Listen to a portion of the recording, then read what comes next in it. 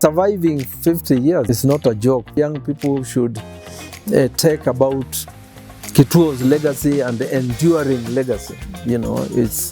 It's to focus,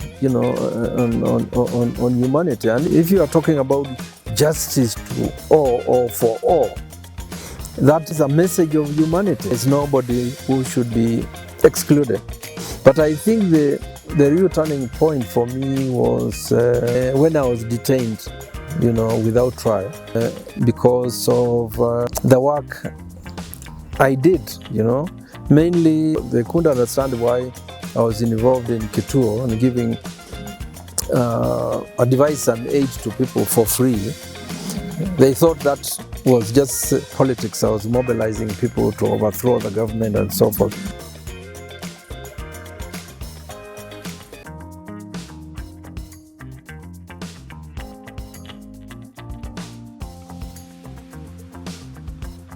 It was the realization that not everybody in the legal system has access to justice. And even the motto of Kituo, that we care about justice, came out of that realization, that there should be justice, for all. And in criminal, of course, in criminal justice, the criminal justice itself was harsh. And I think at some point we also went to the prisons to talk to people like, those who are clients and so forth. So the idea, and I think it's done by a lot of lawyers, all over the world, legal, and also advocates, the bar. It's the whole question of giving back and having a vision that every justice should be there for all. That was the core. That was the cause that we wanted to be involved in. The people who came up with that idea, Andere and Juma, and Wako in the background, these were lawyers working for the white legal firms who had started employing some of the African lawyers. And some partners like Wako got into that system. So it was the genius of these lawyers like Juma and Adere who were able to think through the issue of legal aid, okay? That it's a nice thing for lawyers to do. And they were very specific about who needed legal aid and advice. Mainly in Nairobi would be workers and tenants, and then students. And they managed to convince Jonjo with the Attorney General to be their patron, and then they started this center at Shauri Moyo, where they would go there, and people will come and just the kind of thing you do these days. You give people legal advice. You have paralegals. You can actually do that role for you. But we didn't have paralegals. It was basically giving advice. And when I joined the university in '74, Kituo was already operational. And so I joined because we were also opening some kind of activity in the university. And so Guto and I and Ombaka and others, we were able to give advice to students. Particularly students, of course, is more or less a criminal practice. I remember I did quite a number of those cases about assault, about whatnot.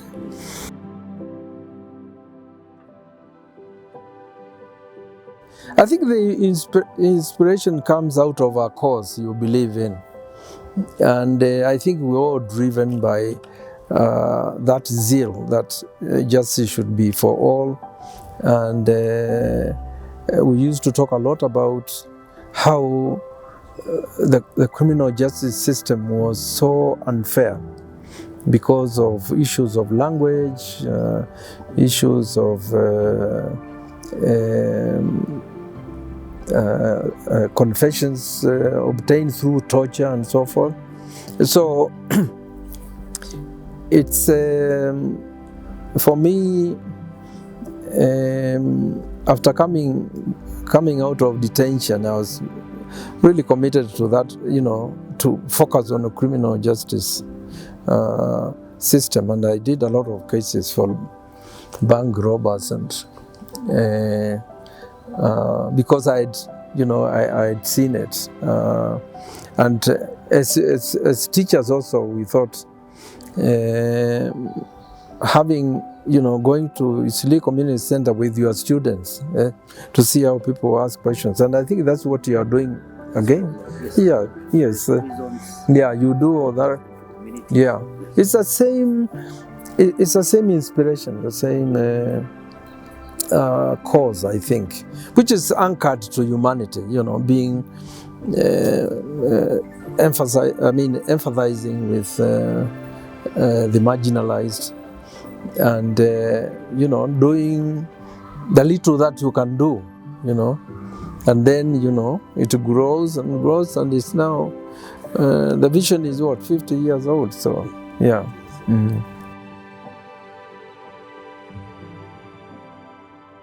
It's interesting that, as I was saying earlier, there was no impediment in terms of reaching out to workers, the workers coming to see you where we were, and tenants and university students. The government didn't block it at all. So that was kind of interesting. But I think the reason why we were able to do it was because we had a patron who was the Attorney General, and I don't think that anybody would have come to stop Kituo from going to Isli Community Center to be there. I think the challenges, of course, were about membership, about having an office that was independent of the legal firms, and the usual, we were some kind of missionaries of human rights, at that point. So it's difficult when you have a mission and you have to go telling people what it's all about. Yeah. I ceased to be a member of Kituo when I was detained, but when I came back, I joined at the level of the board then. And also, because I was practicing law, I could also do pro bono work, during that period. But the moment Kenya Human Rights Commission happened in '91, that's when I stayed on board. But I wasn't very active in Kituo.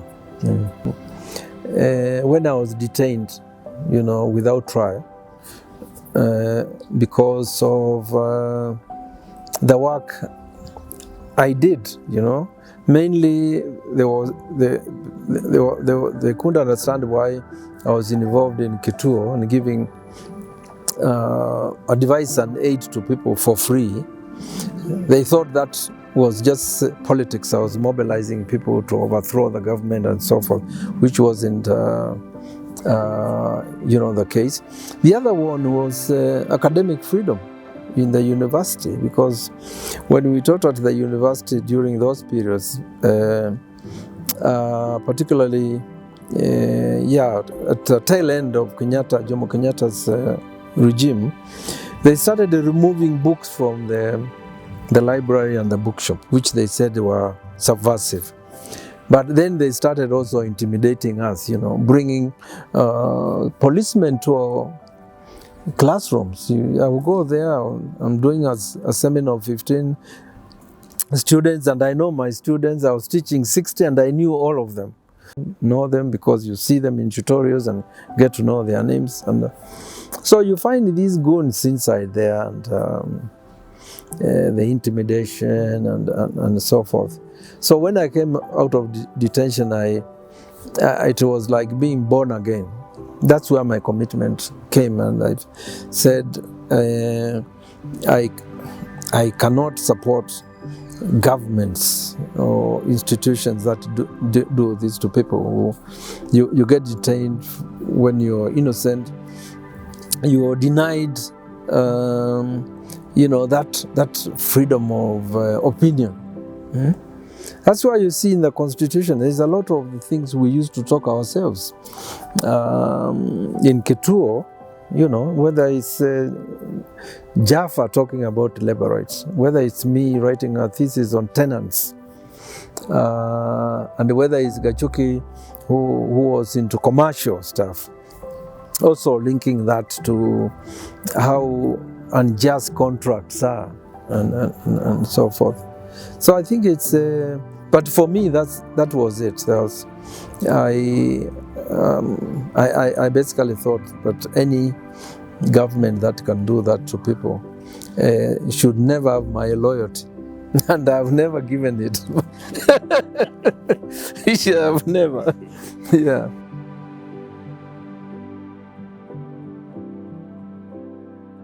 Kituo probably is modest, because it's probably modest. You should link yourself to the, like which article talks about access to justice? This is 48. Okay? Yeah. So once you say you're the mother and the father of human rights and social justice, the justice for all, okay? Dealing with the marginalized, all those things that are part of your vision and mission, you can claim many things in terms of the struggle for human rights, struggle for a new constitution. You can also say you were the first human rights organization to build a bridge between the middle class organizations and the grassroots, okay, which is what I was talking about. And surviving 50 years is not a joke, particularly when we got into that period of the Moi Kano dictatorship, where you could not go to the informal sectors of the city. Yeah, it was off limits. You had to do stuff within the city. Mainly the hotels are owned by foreigners and so forth. All right, and Kituo obviously gave birth to the embryonic human rights movement. If you look at even those who went into exile, like Guto, like Michele Mugo, Anyang Nyong'o, all these people were involved in human rights work in the, in the university, and so the people, join. Somebody like Makamu Mutua, who was the founding member of Kenya Human Rights Commission, benefited from Kituo's legal aid. These are the guys who were thrown out of university. There were many of them expelled, others engaged in disciplinary actions and so forth. So you can also create that link. You can create that link of Kituo being joined first by FIDA, I think, okay, and then these others that mushroom after 1991, and those are great contributions. They are great contributions that you should be, proud of. Yeah. And even Jaffa ended up being a judge. Yes. Yeah, because that was his. Jane Weru still continues with housing rights for people in slum areas. Yeah, you can. Juma ended up being a judge. So if you trace what you might call the justice trajectory, you will find a lot of people who are connected to Kituo in it. Yeah. Yeah, I think Kituo has to be involved, as I said, in the implementation of the Constitution, the pillars that we fought for, because they are clear, right? Whether it's Article 48, there are pillars there. We're doing public interest litigation, that's Article 1. So within the Constitution, there are certain things we fought for that we have to continue fighting for. Gender equity, having these paralegals and getting connected and linked to communities so that we become missionaries of justice in that way, which I think is important.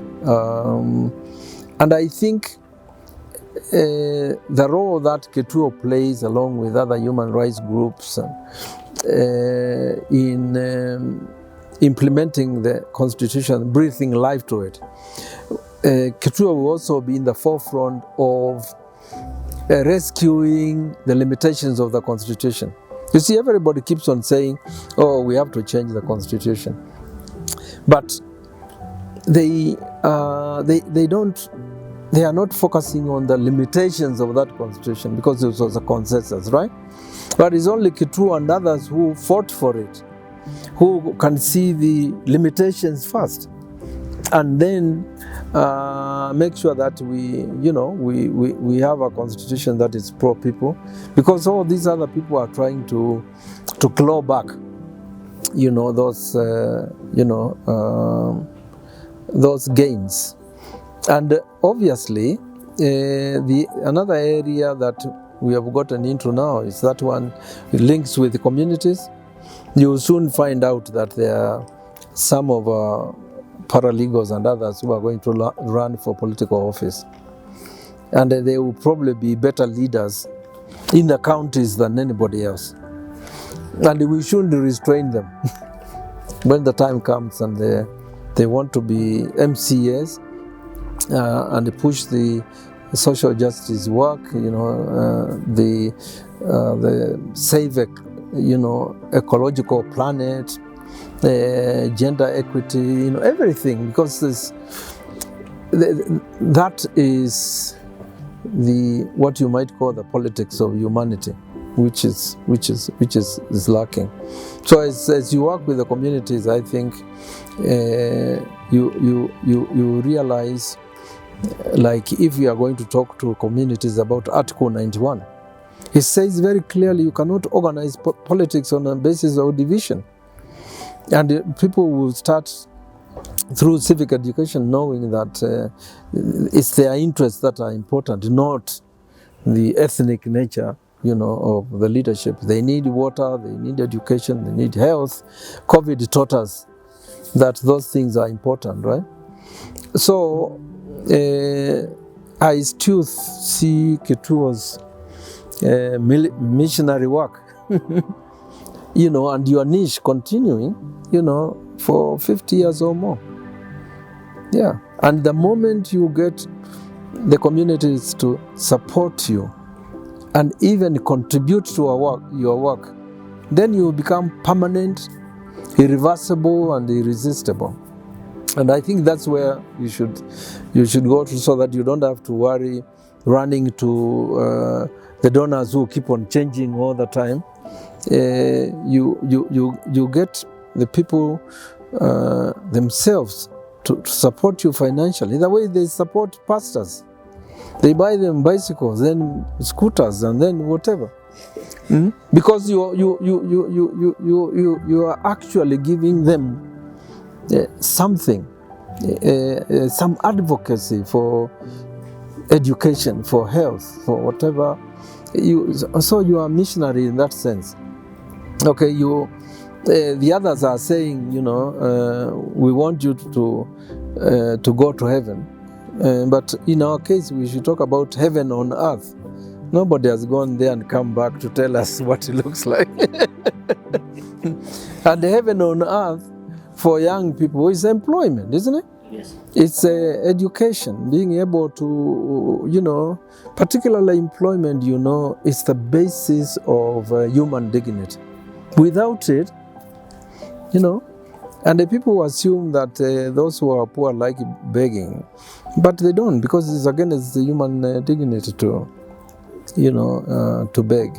So your relevance has to endure, and your mission, vision, the humanity involved, and that pro-people position that Kituo has been consistently, taken from the urban areas and now to the communities and so forth. Something we must continue. Yeah. I believe that fundamental changes in Kenya will come from the grassroots, not from the center. So the people who are in the counties. If you have, say, only 2 MCAs from each county who believe that Kenya needs to change, then you have a very good group of 94 to start, yeah. Jesus started with only 12, and he was betrayed by one. So even Muhammad, if you read the story of a lot of prophets and all that, it's not unlike Kituo. You have a cause, and you stay on it. Some people get killed for it. Muhammad was, injured in actual armed struggle, during that period. But the important thing is that even as religious people, we know that truth they had doesn't change. I mean, human rights, human beings interpreted a particular way. But every religion, if you look at every single religion, the values are the same. Okay? About compassion, about solidarity, around respecting, the elders, tolerance and so forth. They are there. Yeah, it's the human beings who come and play God and then they say something different. This is a message of humanity, all right? That's what it is about. If you are talking about justice to all or for all, that is about humanity. You're saying that there's nobody who should be excluded. And that's why the value of inclusiveness in the Constitution, if you look at Article 10, a lot of them anchored, around issue of humanity. So I think that's what young people should take about Kituo's legacy and the enduring legacy. It's to focus, on humanity. And if it's ethnicity subverts humanity, you say we don't want it. If it's a whole question of profits before people, so that other people are enslaved, we say no, it doesn't. It doesn't work. And the Constitution has a lot of that. We also are a very religious country, so we can integrate. The young people see it and they see what the founders were trying to do, and the fact that the founders handed over to another generation, and then they are the next one. They know exactly what the cause is, what the mission and the vision is. Yeah. Only 5% of Kenyans go to formal courts. So focusing on AJS and getting the judiciary to see it and push it is a great achievement. And we live in a country where there are reversals. So it's to make that legacy of 50 years, permanent, irreversible, and so that they have something that they value, and the people who inherit Kituo know exactly what the challenges are and what they should do in future. Yeah.